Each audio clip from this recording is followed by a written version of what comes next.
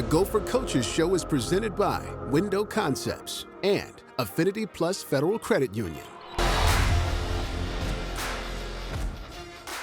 Hi, everyone, and welcome to the Gopher Coaches Show. And this week we are taking it to the ice as we are honored to have Brad Frost, the head coach of the women's team, with us, and Bob Motzko, head coach of the men's team. And if you want winners, these are the guys you want to talk to right now. Both teams sitting in first place. Bob, pretty good run so far. So far, you know, we're down to the stretch with 6 games to go, so it's hard to get a coach to talk about, you know, where you're sitting, because, you know, now it all begins, and this is the fun time of year.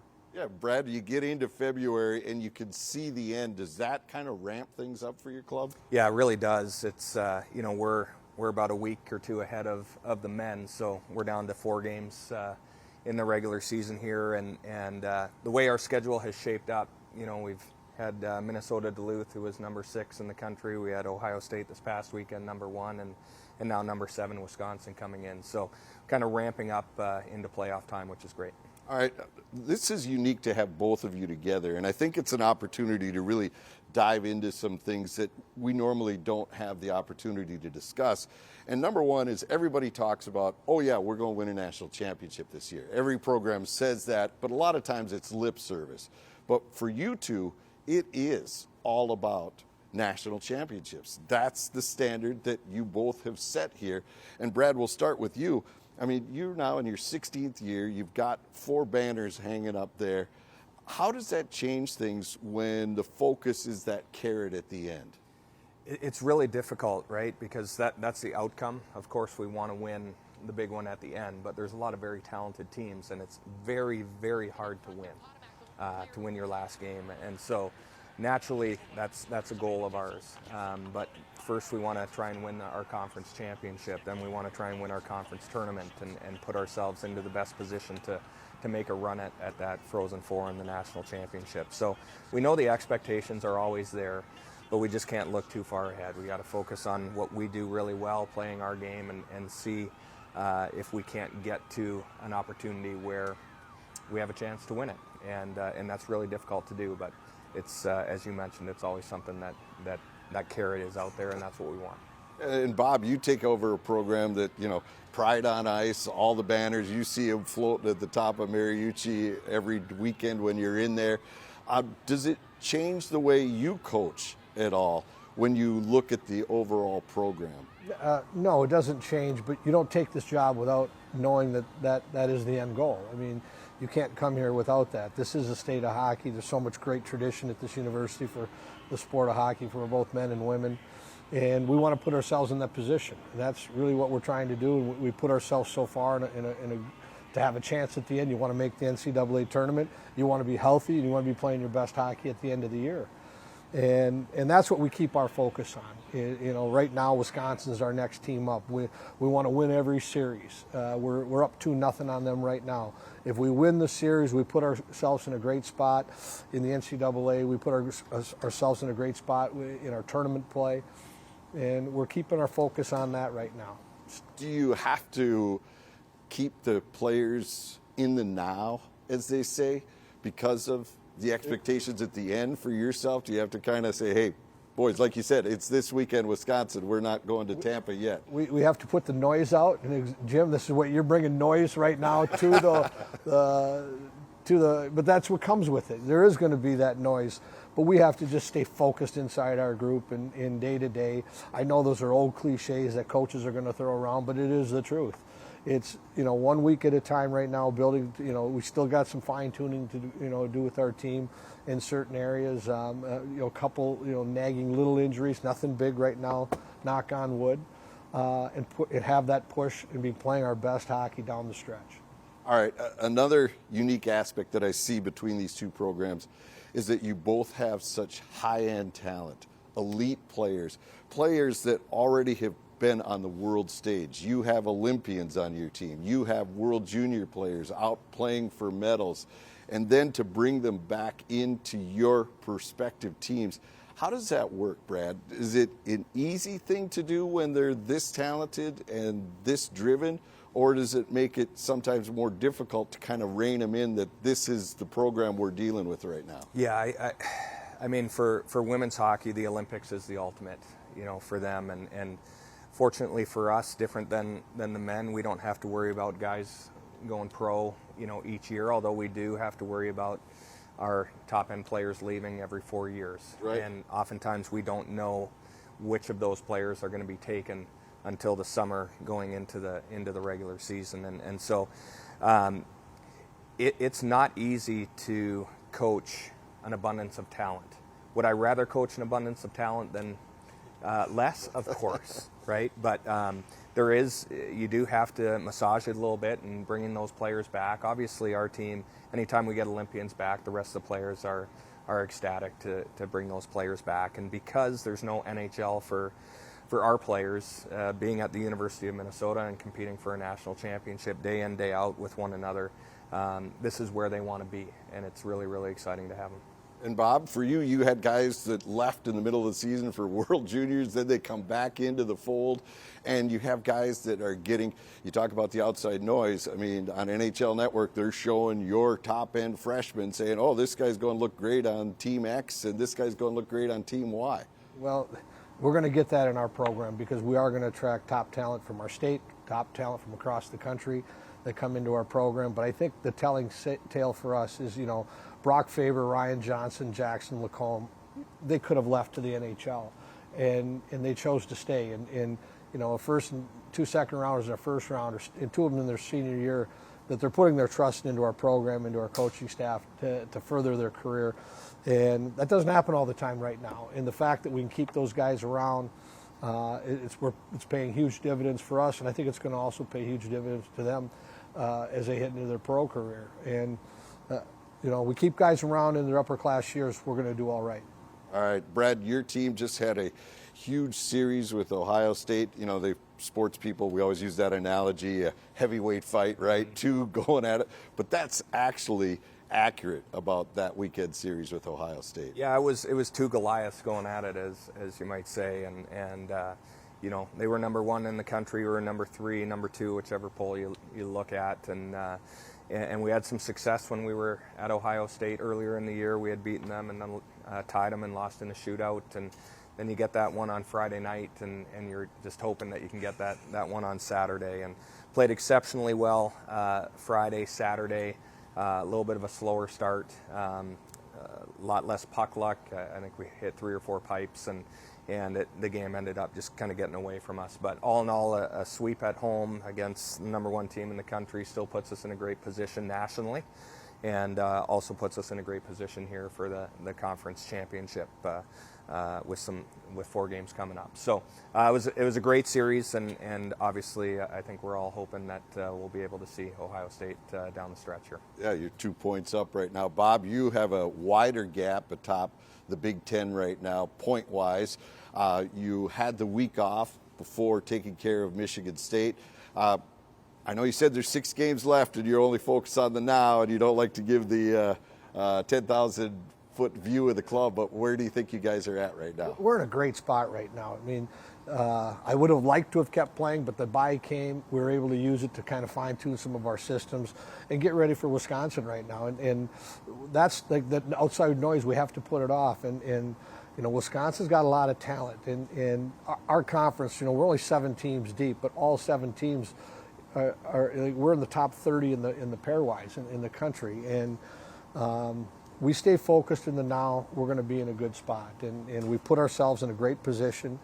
But it's all about it's all about the next time you play.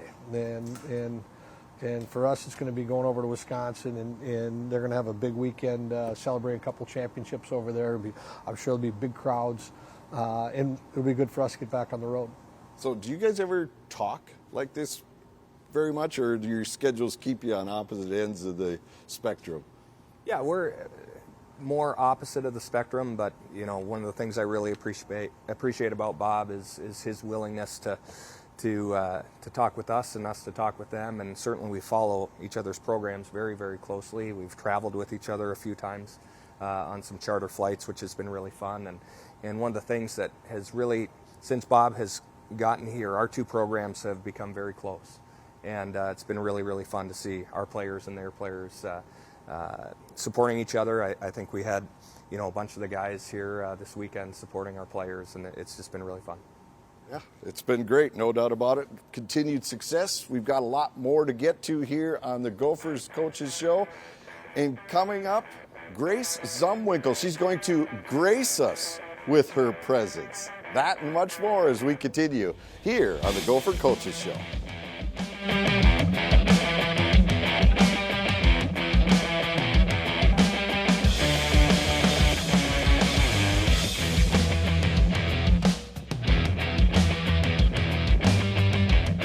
Back to the Gopher Coaches Show. Welcome back to the Gopher Coaches Show. This week we are at Ritter Arena, diving into a pair of very successful hockey programs. And joining us now is the head coach of the Gopher women's team, Brad Frost, and Grace Zumwinkle has joined us. And things haven't been going too bad for you. Let's see. Today I got a notice in the email box, National Co-Player of the Month, WCHA Player of the Month, 8 games so far this year. In 2023, 16 points, 8 goals, 8 assists.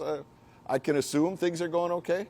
Yeah, no, it's awesome. Like, our team has so much talent and so much depth, and it's been awesome to see us all come together, especially heading into the playoffs. All right, let's talk a little bit about your year. The numbers, right, are there for you, but are you feeling you are playing the way you want? Yeah, I think especially coming back for the 5th year, it's obviously a rare opportunity to get, and I think just coming back, it's how can I make a difference in the lives of other people, and obviously play hockey and have fun enjoying it, but also especially from a leadership perspective, I think we have such a special group, and it's like how can we pull it all together to be the most successful at the end. Yeah, because Brad, you know this, she is the 6th Gopher ever to score 100 goals in this program, and you go back, well, we could just look on the wall, all the names of players that have come through this program. What does that say about what Grace has been able to do here? It's been so fun having Grace. When you watched her when she played at Breck High School, she was bigger, stronger than everybody else, faster, had a harder shot, and she would pick that puck up and go end to end and usually undress the goalie and put it in the net. And just to see her game continue to improve, not just offensively, but in particular from a defensive aspect. She's developed more of a 200-foot game. She's killing penalties for us. She's solid in the D zone. And then her leadership, of course, is something that's unmatched. You're not going to find a nicer person than Grace Zumwinkle, and that's credit to her and her family and parents and the way that she was raised. But she's a special person who happens to be a really, really special athlete. All right, any team that gets on a run needs goaltending, and Skylar Vetter has been there for you. She's a 3-time goaltender of the month in the WCHA. What have you seen in her game? Because you've been around her, even though she's just a sophomore, you spent a lot of time with her in the past. Yeah, I think I would classify her as an ultimate competitor. I think she bails us out when we make mistakes or whatever, and she comes up with those big saves that you're like, wow, where'd that come from? But I think we all trust her so much behind the net, and it makes our jobs easier in front of her. All right, so when things do go awry and she saves you, did she let you know about it? No, she takes it pretty humbly, but I think everyone likes to cheer and lift her up as much as possible because I can't count how many times, but she has bailed us out and a Brad, lot of times. I'm sorry. Brad, what have you seen in her game? What has elevated this time around? Well, we knew that Skylar was going to be a fantastic goaltender when we recruited her. She had played boys hockey all the way up through high school when she played at Lakeville. And, last year we kind of had 3 starting goalies, so it was kind of a weird situation. And she was able to get 8 or 9 games in and play in 10 or 11. And so she got her feet wet and got to understand what hockey is like in the WCHA, because it's different than boys high school hockey. But she, as Zummy said, she is the ultimate competitor. She hates getting scored on. In practice, if you score on her, she takes the puck out of the net and shoots it into the corner or whatever. And she's just become really solid on her edges. She's appropriately aggressive. But she's still incredibly quick getting side to side, and when she maybe would overslide in the past, now she's set, she's ready, and she understands the difference between the men's and women's game. All right, so your team right now, you are 47 points, I think, on the season. You probably don't count them up, right? There's just so many. There's only one player ahead of you on this team. It'd be Taylor Heisey. Okay, but you two have had so much success together. Why has that developed? Because you've been on so many different teams together, yet I'm assuming that coach would say, you know what, you two get out there and see what you can do. Yeah, no, we've grown up playing together or playing against each other for, I can't even remember when we started playing against, but we have so much fun off the ice together that I think it helps us on the ice. But we both have different styles of games, and we just try to push each other to be the best that we can be, but also hone in on our own strengths and what makes us individually successful. Do you push her? Does she push you? I mean, is there any kind of friendly rivalry considering that you two are just right up there, 1A and 1B? I mean, it's not something we think about, but I think it obviously helps when she's like, hey, like on this play, you could try this next time, and vice versa. And I think at the end of the day, we're just trying to help each other make each other better. All right. Well, Grace, thank you so much for gracing us with your presence. I thought that one up myself. Dad joke. Yeah, it is. That's what I am. I'm actually a grandfather now, so I could really go deep into the well. But thank you so much. Good luck, and hopefully we can do a national championship game with you guys real soon. Brad, thank you so much as well. When we come back, one of the grittiest Gophers will join us here on set. Bob Motzko returns, and he brings one of the Brodzinskis. That coming up next here on the Gopher Coaches Show.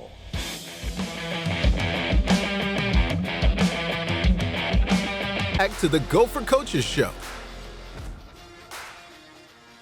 Welcome back to Ritter Arena, where we continue this hockey version of the Gopher Coaches Show. Bob Motzko rejoins us now, and we bring in Bryce Brodzinski, who has been having a pretty good year this year. Has things been all right for you so far this season, sitting at the top of the Big Ten? Yeah, not too bad. Our team's been playing really good lately, and we've had some unbelievable fans at home, and so it's been a pretty special year. And it's playing with Nevers and Nelson has been pretty good too. It's they don't mind giving me the puck, and they don't yell at me when I shoot it. So it's been good playing with them. Well, that's what I was going to ask. This is your senior year, and you've already equaled your career high in a season with 12 goals. How has it felt, though, for you? Has it been as good on paper as perhaps it has been on the rink for you? Yeah, I mean, it's you kind of don't really worry about the paper stuff. I mean, there's certainly situations and streaks I've gone on where I feel like I could score a little bit more, and it's just kind of holding myself accountable and trying to get that little bit better every single day, and maybe those opportunities where I don't score will kind of turn into better chances. And Bob, you know that Brodzinski's like to shoot the puck. He's the number 4 of the group, right? And what has he brought to your team, now leaning him on for leadership as well? Well, I played with their dad, and I've coached 3 of the Brodzinskis, and they're all the same. They all can shoot the lights out and natural goal scorers. Now I know Michael was a defenseman, but Bryce he's a streaky goal scorer, and right now the good thing for us, he's on again, and he's going to continue to score. And we do, like as coaching staff, when he gets on, it's not going to stop, and that's a good thing for us right now. And we really need the push down. But we're excited for Bryce's season. He's been a great player for us this year, and we're going to need that as we head into the playoffs. Now, this is a unique team this year, Bryce, because the underclassmen are doing so much of the heavy lifting when you look at the statistics. The freshmen have accounted for over 110 points so far this season. So it's not like the old days where freshmen, carry my bag, do this, do that. How have you incorporated those guys to learn what it's like to play at the University of Minnesota and to be a Golden Gopher? Yeah, I mean, it was, we've had a really good leadership group this year, and so, kind of that first week or two that the freshmen were on campus, we made sure that they were kind of intermingled with everybody, and, they felt super comfortable at the beginning of the year, and that's kind of why they've been taking off so good, and, kind of the struggles I had freshman year at the beginning of the year, I was kind of, nervous on, whether people liked me and whether people didn't, and, just kind of giving them that reassurance that everyone's here for them, and, they could play with a little bit of confidence, and that's what they've been doing this year, and they've been unbelievable for us. And Bob, how has that been? Did you have to talk to guys like this and say, hey, we've got to make sure that these guys are ready to go from the drop of the puck? We can't have any cliques or different groups or anything like that. No, we didn't have to. We just got a great leadership group, and and player, like we talked about, these guys are all in for the program. They're all in for the team. And yes, our freshmen, we call them the fancy pantsers, but our glue has been, like Bryce's line with Nelson and Nevers and Bryce. That's when our team took off. They're the backbone of our team. We let the fancy pantsers do their thing, and then these guys are equally as good from an offensive standpoint. And it's been mixing those two groups together. But team comes first inside our locker room. We felt it all along. It's just been such a great season from the coach's standpoint, with no egos. Everybody's on board. They work their tails off. They've done great in the classroom. It's kind of crazy how this year has been so smooth for us, and we hope that continues. Last thing, just about where this team can go. Bob was asked about it early in the show, the outside noise, you push it aside. How do you push that outside noise away? Yeah, I mean, it's obviously pretty cool being one of the top-ranked teams in the country, and so it's, it's number one right now. But yeah, I mean, the top five is always super close every single year, and so any given night anyone can beat anyone, and so we just kind of play with that idea that we can beat anyone at any given time, and we play with a lot of heart, and I think that's what's been pushing us through. All right, well, gentlemen, thank you so much. Hopefully we can get together real soon, maybe discuss another banner up in the ceiling. I know Bob doesn't want me to go there. I won't do it. All right. We have a chance. We have a chance. That's right. All right, that'll do it for the Coaches Show. Thanks to Brad Frost as well for joining us. We will see you next week. Good night, everyone.